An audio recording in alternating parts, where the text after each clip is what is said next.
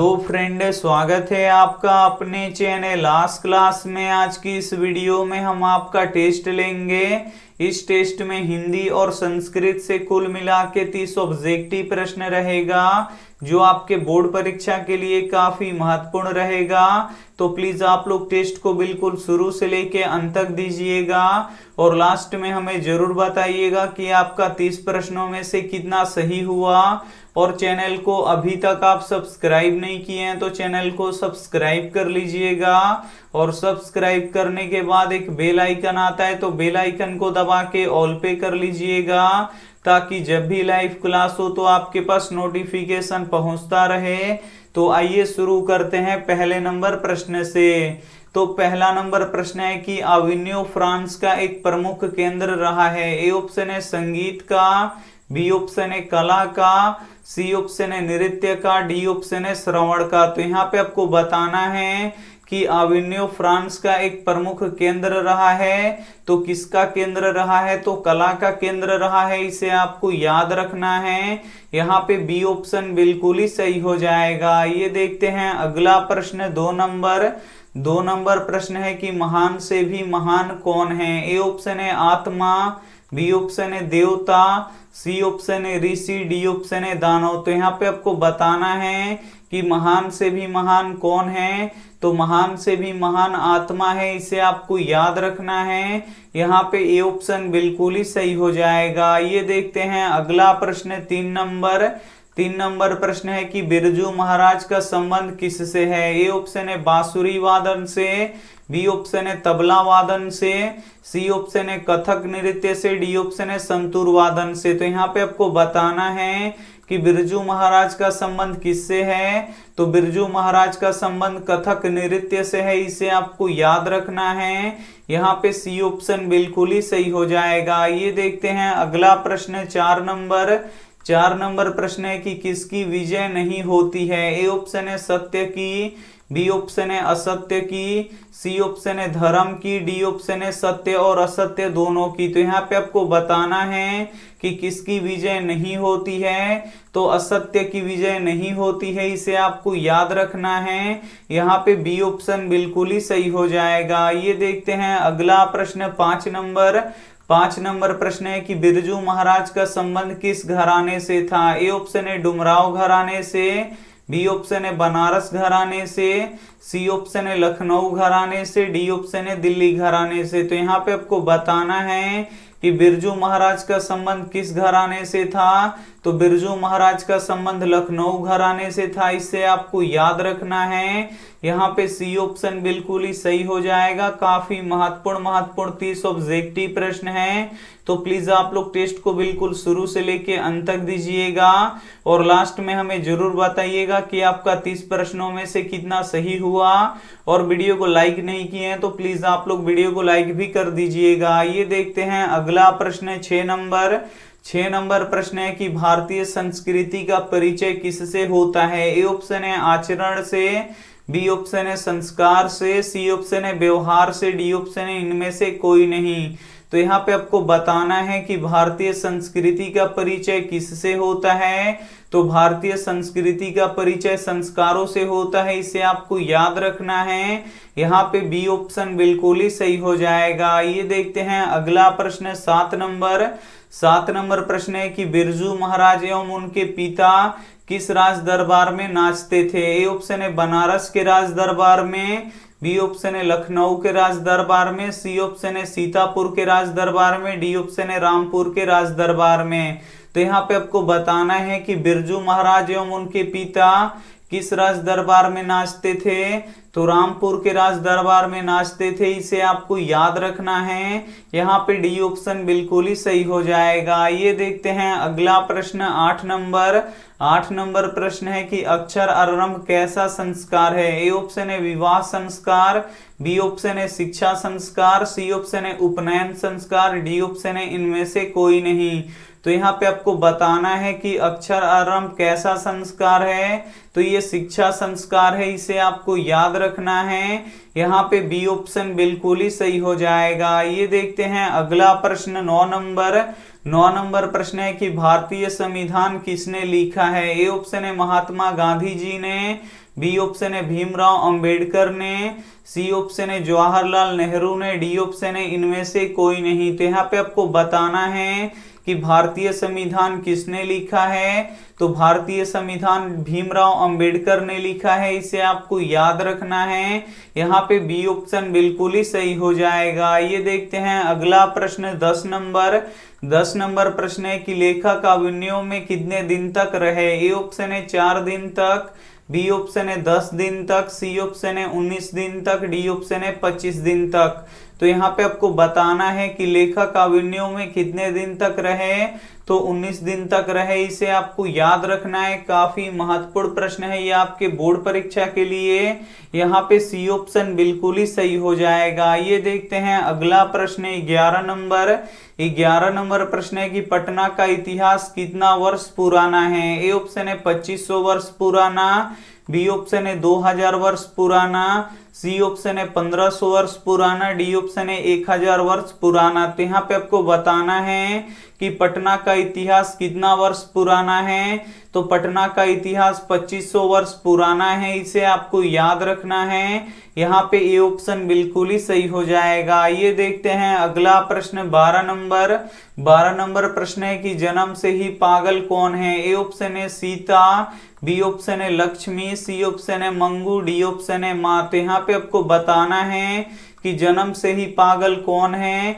तो जन्म से ही पागल मंगू है, इसे आपको याद रखना है। यहाँ पे सी ऑप्शन बिल्कुल ही सही हो जाएगा। ये देखते हैं अगला प्रश्न 13 नंबर प्रश्न है कि स्वामी दयानंद ने किस नगर में आर्य समाज की स्थापना की है। ए ऑप्शन है पटना में, बी ऑप्शन है मुंबई में, सी ऑप्शन है कोलकाता में, डी ऑप्शन है चेन्नई में। काफी महत्वपूर्ण प्रश्न है ये आपके बोर्ड परीक्षा के लिए। यहाँ पे आपको बताना है कि स्वामी दयानंद ने किस नगर में आर्य समाज की स्थापना की है।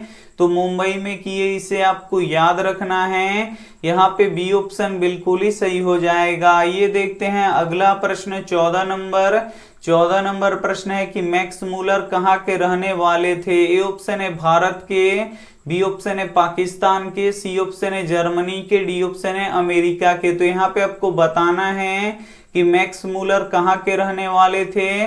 तो मैक्स मूलर जर्मनी के रहने वाले थे, इसे आपको याद रखना है।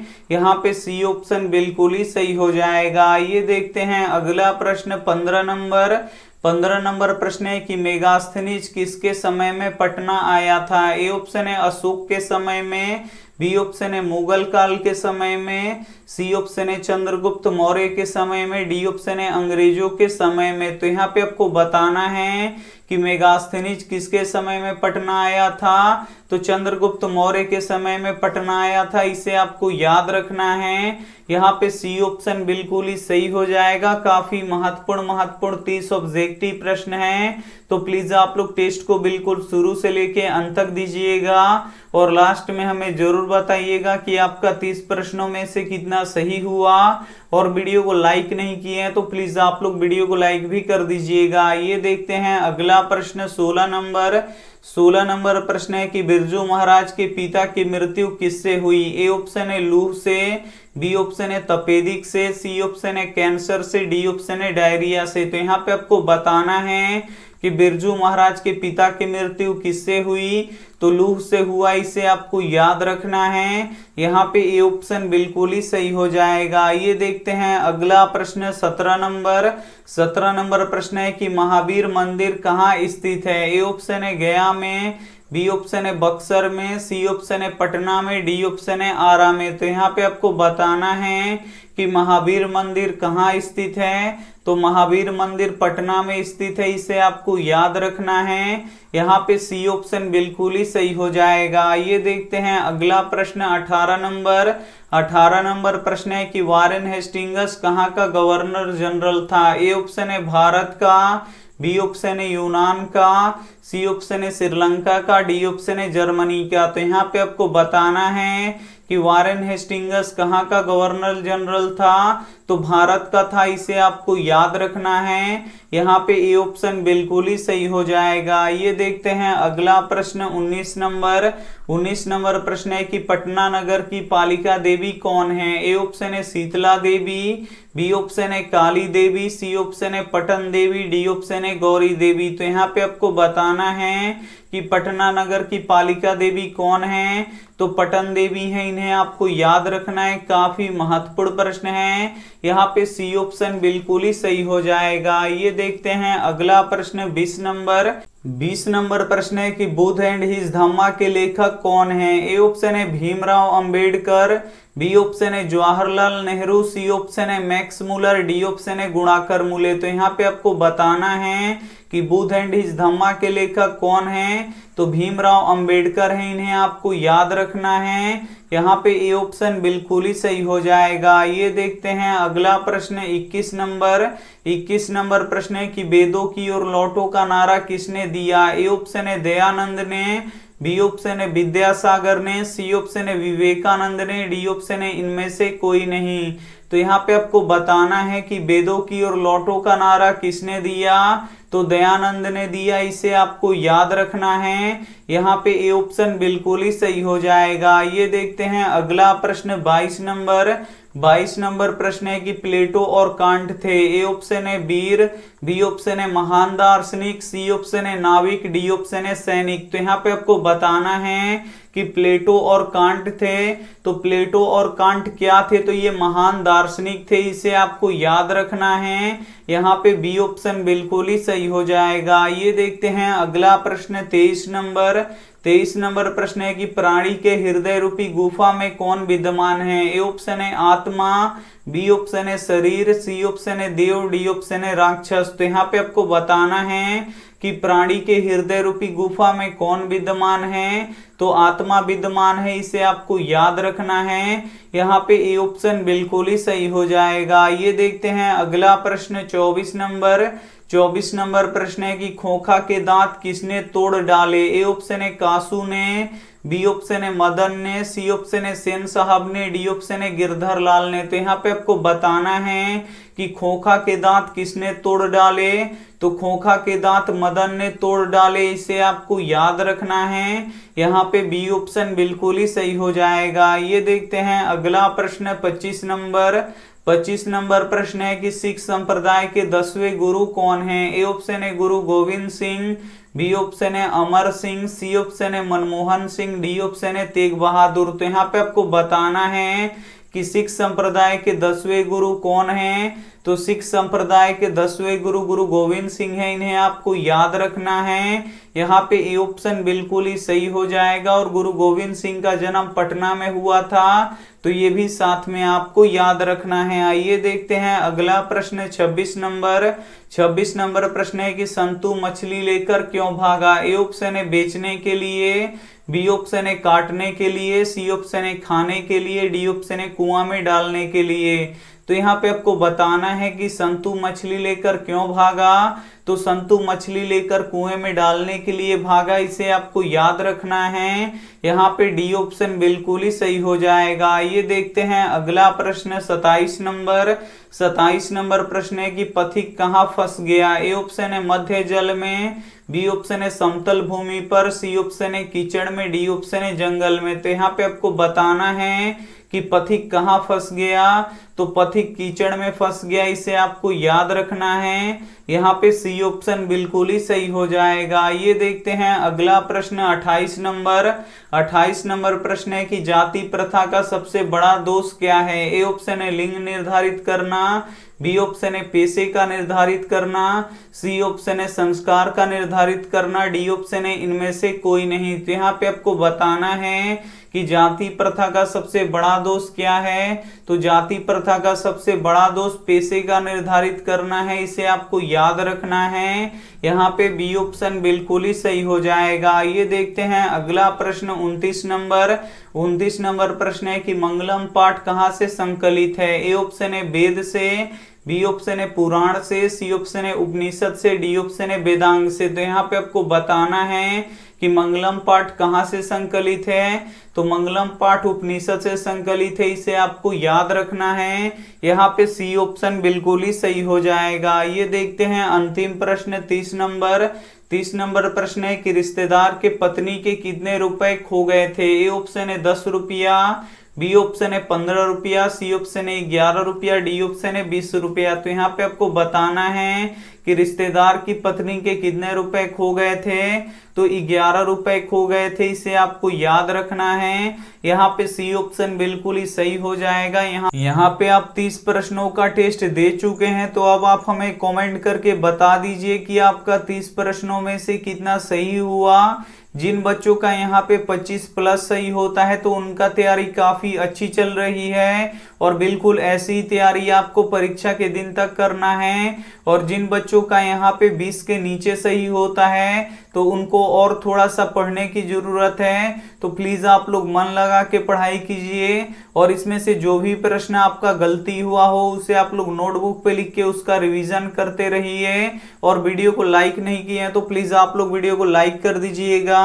और ये रहा आपके लिए होमवर्क प्रश्न, इसका जवाब आपको कमेंट बॉक्स में देना है कि मंगू को पागलपन का रोग कब से था। ए ऑप्शन है 6 वर्षों से, बी ऑप्शन है 10 वर्ष से, सी ऑप्शन है 2 वर्ष से, डी ऑप्शन है जन्म से।